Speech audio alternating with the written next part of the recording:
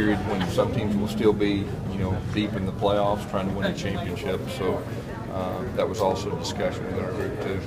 Coach, let me ask you about that. You brought Coach Blackman into the program, which means I guess now you can't recruit from like a high school.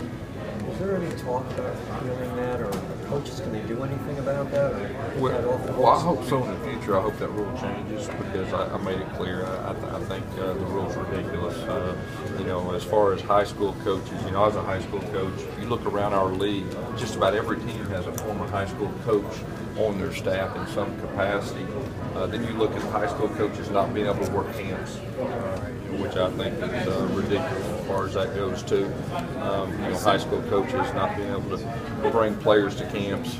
It's a lot bigger issue than I think probably everybody thought, and hopefully that'll be looked at and overturned. How does a rule like that come into place?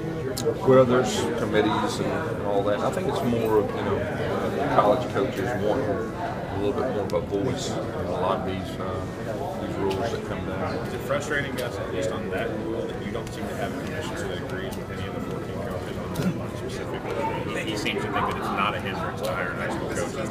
I know you and a lot of others are. I'm just going to speak for myself, being a former high school coach. It's very important to me. There's great high school coaches that deserve the same chance that I got and others got, and I feel real strongly about that. Did you have to carefully consider that as far as not being able to go to Opelika for a couple of years? Yeah, you've got to look at everything. There's no doubt. But like I said, there's waiver possibilities and all that. But you got to consider that. But he's a good coach, and he's going to make a heck of a college coach. How are your thoughts on staff sizes, support staffs? Do you think bigger's better? I think each individual school should be able to decide their own. That's the way I look at it. A couple of policies that it seems like you would change since the ship has been brought on board is one is having your quarterbacks work with private guys. Is that something that you've kind of reversed on a little bit, or Chip's kind of brought to the table on it? I talked to Chip, and that was important to him. And he really spun it from the value of being able to work with some guys, when they're away, and he was for it. He talked me into it. So I support it, and I think it's a good thing. Is that kind of one of the many examples of Chip kind of bringing a new voice and a new ability to kind of do things a little differently than you had done? Yeah, I'm open to that. I got a lot of trust in Chip, like I've said before. We're kind of from the same background, and same philosophy and all that. I got a lot of confidence in him, and I'm glad he's with us. How much discussion have you all had about the autonomy and kind of taking advantage of that with the early signing period, in the future, utilizing the Power 5 kind of autonomy to make corrections and kind of...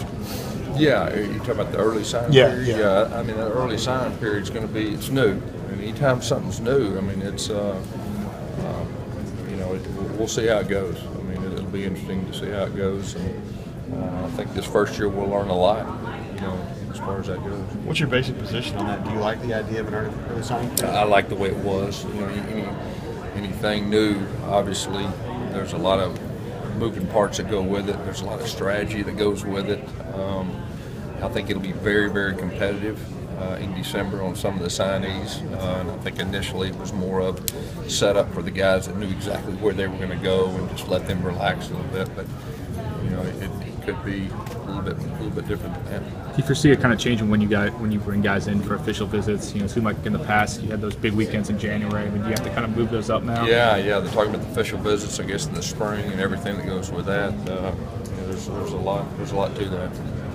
I think it was Brett who floated the idea of maybe allowing guys to take 2 official visits to the same school. And does that make sense to you? Could that be a good rule? I don't know. I've not thought about that one. Not heard that either. Pat Dyson on the radio.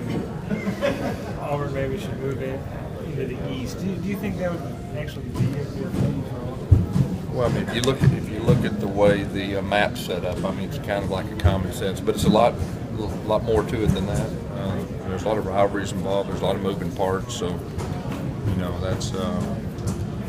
it's probably far away if that ever does happen. Do you sense resistance to that idea? No, I really don't think so. I think it's just Coach Dye had a comment about it, and he was right about the map if you look at it. Like I said, there's more to it than that. Gus, do you guys even need divisions? What's that? Do you even need divisions?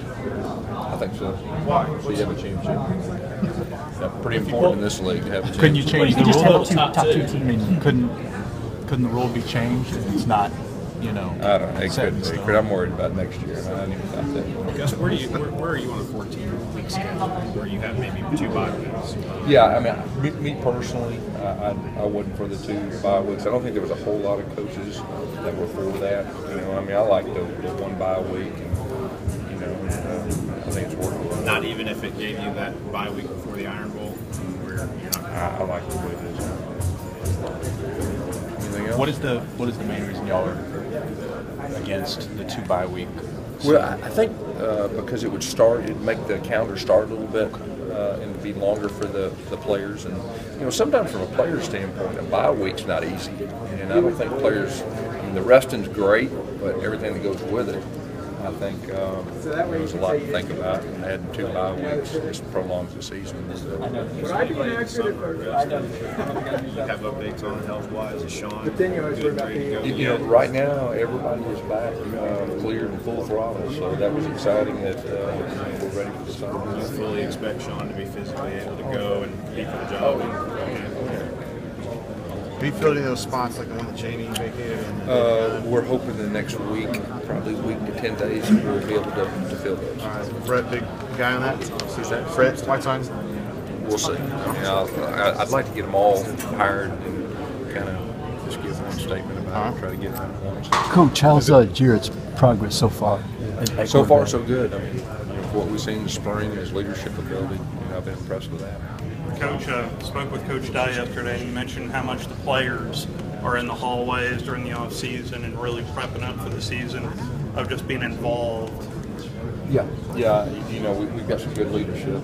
We got a lot of experience back, and anytime you do that, you know, you have guys that are working on their own, trying to do that extra on their own.